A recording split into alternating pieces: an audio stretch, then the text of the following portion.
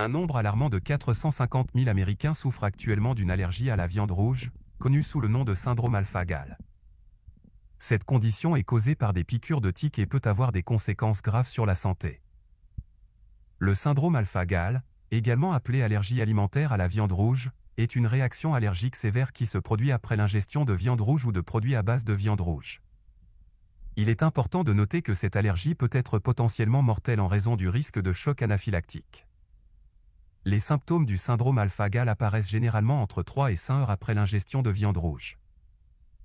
Les signes les plus courants incluent un gonflement des lèvres, du visage, de la gorge et de la langue, une respiration sifflante ou un essoufflement, un écoulement nasal, des éternuements, des maux de tête, une diarrhée, des nausées, des vomissements et des douleurs abdominales.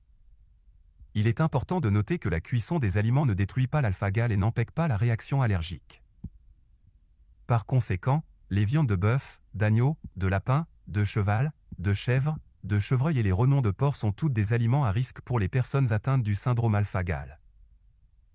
De plus, les produits transformés à base de viande, tels que les cubes de bouillon de soupe, les sachets de sauce, les produits laitiers et même les bonbons à base de gélatine, peuvent également déclencher une réaction allergique.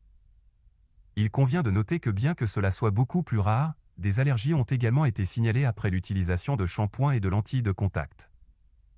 Pour prévenir cette maladie, il est recommandé de rester sur les sentiers lors des promenades en évitant les zones herbeuses, broussailleuses et boisées où les tiques sont présentes.